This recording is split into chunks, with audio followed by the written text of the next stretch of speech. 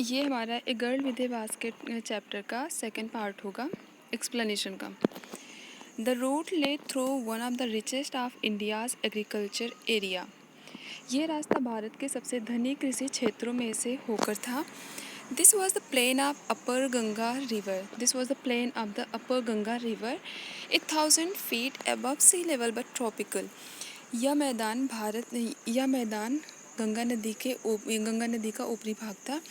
1000 feet above sea level but tropical, जो कि समुद्र तल से 1000 फीट ऊंचा था, लेकिन एक उष्णकटिबंधीय प्रदेश था।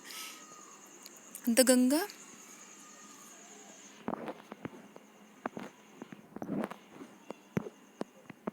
The Ganga was bronze sealed, swollen with flood waters, its overflow inundating thousands of acres of rice. Ganga का पानी बाढ़ के कारण रेतीला हो गया था। इसके बहाव ने हजारों एकड़ धान के खेत को डुबो दिया था। To the north were jungles, great expanses of grass, higher than a man's head and unbroken except for an occasional clump of trees, the homes of tigers, elephants, pythons and cobras. To the north were jungles, इसके उत्तर में जंगल थे। Great expanses of grass, higher than a man's head, दूर दूर तक घास के मैदान थे जो कि और घास से मनुष्य के सिर से भी ऊंची थी। And unbroken except for an occasional clump of trees, और कहीं कहीं पर पेड़ों के झुंड थे जो कि घर थे किसके? Tigers, elephant, pythons and cobras के। Everywhere else there was flat land running to the horizon. अन्य सब जगह समतल ज़मीन थी या समतल मैदान थे, जो कि ऐसा लग रहा था, देखकर ऐसा प्रतीत हो रहा था कि ये आकाश को छू रहे हों। But dotted here and there by the sacred banyan tree or by rosa parker tree, shaped like elm and having thick twisted trunk.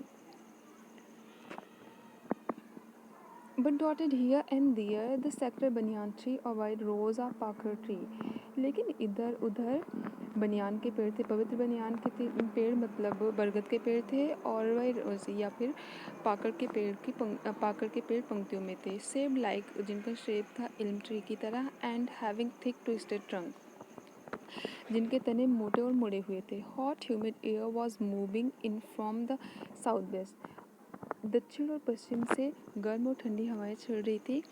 Monkeys, some of them mothers with babies clinging to them and riding underneath, swung off trees at the station looking for food. भोजन की तलाश में बंदर और कुछ बंदरियां अपने बच्चों के साथ में पेड़ों से कूदकर स्टेशन की तरफ आ रहे थे। The village we had passed had walls made of mud mixed with water and cow dung. जिस गांव से हम पास हो रहे थे, मीन्स गुजर रहे थे, तो वहाँ की दीवारें मिट्टी से बनी हुई थी जिन पर गोबर से लिपाई हुई थी। Their peaked roof were thatched, उनके छत जो छप्पर के थे। Bundles of grass tied to bamboo poles stretched across the rafter.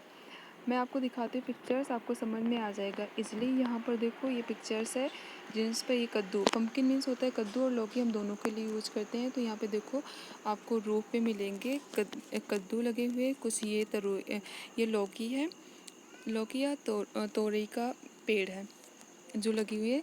Same इसी की बात हो रही है यहाँ पर।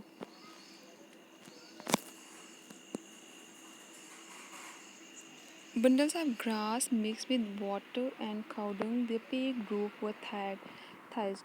Bundles of grass tied to bamboo poles stretched across the rafter. आपने देखा होगा जो छप्पर होते हैं वो घास के होते हैं, ठीक है।